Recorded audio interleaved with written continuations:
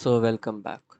अब हम लोग इंट्रोडक्शन टू मशीन लर्निंग को इस वीडियो में फिनिश करेंगे। वो वीडियो थोड़ी लंबी हो गई थी, इसलिए मेरे को उसको सेकंड पार्ट में खींचना पड़ गया। Supervised machine learning. There are three types of machine learning, मैंने आप लोगों से पहले ही बोला था।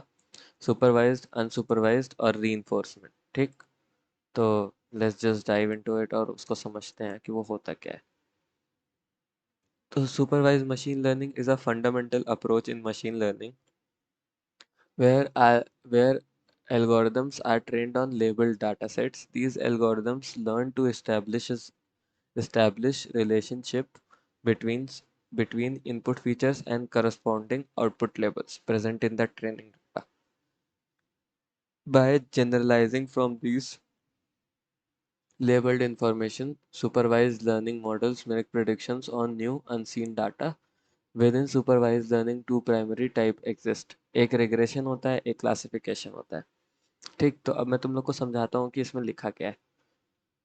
देखो, सुपरवाइज मशीन लर्निंग जो है ना, एक फंडामेंटल अप्रोच है मशीन लर्निंग की, जिससे हम लोग ना लेबल डाटा जो कि हम लोग डालेंगे कुछ भी, जैसे कि मान लो कैट या डॉग, ये एक लेबल डाटा से जाएगा। ये इसके इनपुट फीचर्स हैं कि ये कैट और ये डॉग है, पिक्चर्स में लिखा हुआ है।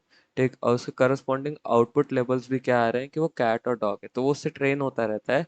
और जब ये ट्रेंड हो जाएगा इन सारी लेबल्ड इंफॉर्मेशन से, तो अब हम लोग का क्या करेगा मशीन, जो सुपरवाइज लर्निंग है ना, that can make predictions on the new और अनसीन डाटा। ठीक, अब जैसे डाटा था हम लोग के पास 2000 कैट्स और डॉग्स का इमेजेस का, हम लोगों ने उसको ट्रेन कर दिया। तो अब हम लोग जब नई इमेज उसमें फेच करेंगे ना, तो वो ट्राई करेगा उसको इवेल्युएट करने की, वो कैट है कि डॉग है। ठीक, अब regression, this type entails predicting. अब देखो, दो टाइप्स होते हैं, रिग्रेशन और classification. This type entails predicting continuous value based on input features, for instance predicting stock prices और housing prices. Various regressions algorithm include linear regression, polynomial regression, decision tree regression. इन दोनों में से linear और decision tree बहुत ज़्यादा use होती हैं, तो ध्यान रखना चाहिए उस चीज़ का। ठीक, अब हम लोग एक चीज़ और बता देते हैं। अब देखो, दूसरी चीज़ होती है क्लासिफिकेशन। रेग्रेशन में तुम लोग को समझ में आ गया, इनपुट फीचर्स रहेंगे और वो ना अपनी कंटिन्यूअस पुरानी वैल्यूज से और नई वैल्यूज से सीखता रहेगा इनपुट फीचर्स के। ठीक, और इसका जो सिंपल एग्जांपल हो सकता है वो स्टॉक प्राइसेस हो सकता है या हाउसिंग प्राइस हो सकता है। अब स्टॉक में कुछ प्राइसेस होते हैं। अब तुम प्रीवियस डाटा से ही लर्न करके प्रिडिक्ट करोगे ना कि इसकी प्राइस बढ़ेगी घटेगी, तो ये यूज़ कर सकते हैं। और देखो, स्टॉक प्राइसेस के लिए एक मशीन लर्निंग एल्गोरिदम और होती है, LSTM, long short term memory. तो ये भी होती है एक। अब क्लासिफिकेशन भी करते हैं। Here algorithms assign input data to specific categories or classes based on features। ठीक, अब फीचर्स है, अब इनपुट डाटा हम लोग उसमें असाइन कर देंगे। ठीक, output labels in classification are discrete values, कुछ डिस्क्रीट वैल्यूज आएंगी और केपेबल ऑफ बाइनरी और मल्टी क्लास क्लासिफिकेशन। अब क्लासिफिकेशन में देखो, बाइनरी तुम कर सकते हो या तो कैट या डॉग, या तो 0 या 1। ठीक, या तो तुम मल्टी क्लास भी कर सकते हो, कैट, डॉग, बुल, हैन। ठीक, इन सारी चीज़ों में भी कर सकते हो। तो इन सारी चीज़ों के लिए क्लासिफिकेशन यूज होता है। You can not do this by using regression. ठीक, रेग्रेशन में तुम नहीं कर सकते हो, क्योंकि तुम कंटिन्यूस पुरानी वैल्यूज से तुमको नई वैल्यूज में प्रिडिक्ट तो करना नहीं है। तुम्हारे पास एक पर्टिकुलर एल्गोरिदम है जिसमें तुमने इनपुट के कैटेगरीज असाइन करके रखी है, एक स्पेसिफिक कैटेगरीज, और उसी के अंदर वैल्यूज डालते जा रहे हो। ठीक, और आउटपुट जो आएगा वो कि डिस्क्रीट वैल्यूज रहेंगी, और जो कि चेक कर सकती हैं कि तुमने जो क्लासिफिकेशन किया है उसमें जो क्लासिफिकेशन आया है वो आउटपुट लेवल और इनपुट लेवल के किस में मैच कर रहा है। तो ये इंपॉर्टेंट है। ठीक, और इसके कुछ प्रकार होते हैं, जैसे लॉजिस्टिक रेग्रेशन, नेव बायस, डिसीजन ट्री, एक्सेट्रा। ठीक, अब अनसुपरवाइज मशीन लर्निंग आ जाता है। ये तुम लोगों को, अगर देखो तुमको सुपरवाइज मशीन लर्निंग पढ़नी है तो वो बहुत है। ठीक, पहले हम लोग उसको फिनिश करेंगे। तो हम लोग का बेसिक जो वो रहेगा, वो फोकस हम लोग यही करेंगे कि सुपरवाइज मशीन लर्निंग पे पढ़े, जहाँ पे हम लोग पास डाटा लेबल्ड होगा। अनसुपरवाइज मशीन लर्निंग में डाटा लेबल्ड नहीं रहता। ठीक, और इसको बाद में हम लोग इससे बाद में अंडरलाइंग स्ट्रक्चर या इसके अंडरलाइंग जितनी भी चीज़ें हैं ना उसको प्रेडिक्ट कर सकें, इसलिए डाटा लेबल्ड भी नहीं रहता। ठीक, इसके लिए अंडर ये मशीन लर्निंग अनसुपरवाइज जब की यूज़ होते हैं तो उसको दो टाइप्स होते हैं, क्लस्टरिंग और डायमेंशनली रिडक्शन। तो इसका जो मशीन लर्निंग का ये जो ब्रांच है वो उसको पैटर्न्स आइडेंटिफाई करने के लिए बनाया गया है। ठीक, विदाउट एक्सप्लिसिट लेबलिंग, लेबलिंग मत करो। ये तुम मशीन को खुद से ही सिखाते रहो, बिना लेबलिंग किए मशीन पर डाल दो सारे एनिमल्स का डाटा, और फिर वो तुमको लेबल करके बताएगी कि whether it is cat, dog, hen, bull, cow, etcetera. ठीक, तो लेबलिंग के जगह ये खुद से लेबलिंग करेगा डाटा की, और उस डाटा सेट में क्या क्या लेबल्स बनेंगे वो तुमको बताएगा। ये खुद से ही सीखता जाता है। रीइंफोर्समेंट मशीन लर्निंग क्या रहता है, एजेंट्स। देखो अब इसमें कुछ लर्निंग एजेंट्स रहते हैं जो कि इन्वायरमेंट से इंटरैक्ट करते हैं बेसिकली। अब जैसे कि मैं तुमको बताऊं रीइंफोर्समेंट मशीन लर्निंग का एक एग्जांपल, तुम लोग के पास पेट होगा, कुछ लोगों के पास होगा, कुछ के पास नहीं होगा। तुम कभी भी पेट को ट्रेन करोगे तो तुम पेट को अगर बैठना सिखाओगे तो जब वो बैठेगा तो तुम उसको एक बिस्किट दोगे, ठीक, या उसकी फेवरेट ट्रीट दोगे। लेकिन अगर वो बैठेगा नहीं, भौंकेगा या गलत बर्ताव करेगा तो तुम उसको बिगड़ोगे। ठीक, मारना नहीं, मारते नहीं है। ठीक, बिगड़ोगे, उसको समझाओगे, उस पर गुस्सा करोगे। तो यही होता है रीइंफोर्समेंट मशीन लर्निंग। अब रीइंफोर्समेंट मशीन लर्निंग भी ना इंटरैक्ट करता है, और उसको रिवॉर्ड्स मिलते हैं और पेनल्टीज मिलते हैं उसके एक्शन पे। ठीक, अब उसको क्या, उसकी जो पॉलिसी रहती है ना वो मैक्सिमाइज करना रहता है अपना आउटपुट। ठीक, अपने आउटपुट को मैक्सिमाइज करना रहता है।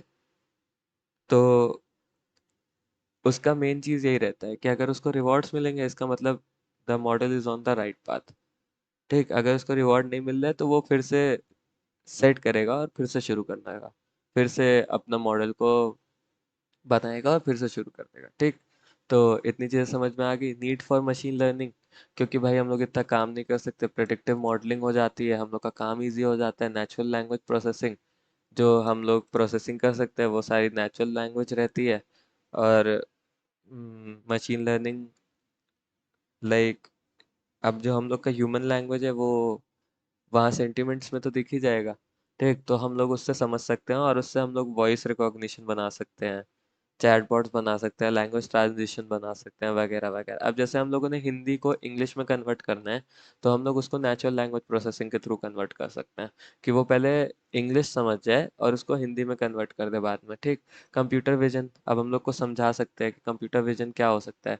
जैसे सर्विलियंस सिस्टम में, अगर सर्विलेंस सिस्टम में पहले से ही डाटा स्टोर होगा कि यहाँ पे चोरी चकारी हो रही है तो वो समझ जाएगा, या यहाँ पे कुछ गलत टाइप की एक्टिविटीज हो रही हैं तो वो सिस्टम पहले ही अलर्ट कर देगा। ठीक, मेडिकल्स में भी काम आता है भाई अपना ओपन सीवी कंप्यूटर विजन, कि अगर आप जैसे कि जितने भी वो देखते हैं, एक्सरेज देखते हैं, तो उससे आप प्रिडिक्ट कर सकते हैं कि आपको कुछ हुआ है कि नहीं हुआ। ठीक, और फिर उसके बाद सेल्फ ड्राइविंग कार्स में भी काम आता है फ्रॉड डिटेक्शन।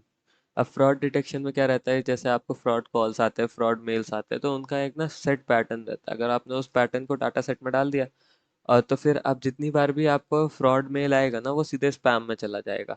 तो ये सारी चीज़ तो जीमेल करता भी है। अब रिकमेंडेशन सिस्टम, जैसे कि मैंने ऊपर बताया था नेटफ्लिक्स वगैरह का, कि वो कैसे रिकमेंड करती है।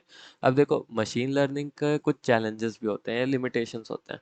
ठीक, अब चैलेंज क्या होता है कि डाटा आपको कम हो सकता है, या तो डाटा में कुछ चीज़ें कम हो सकती है या तो डाइवर्सिटी कम हो सकती है डाटा में।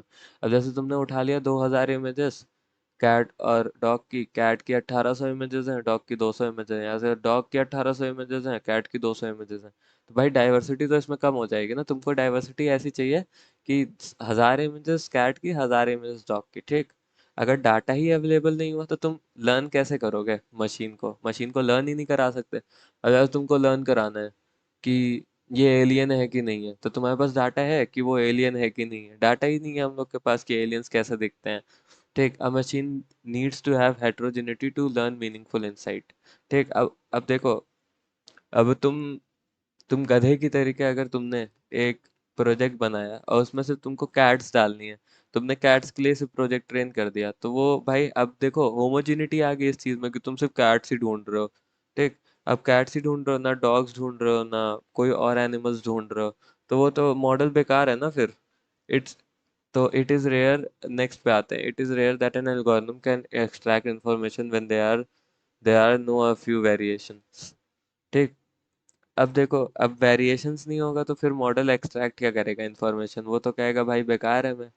It is recommended to at least 20 observations per group to help the machine learn.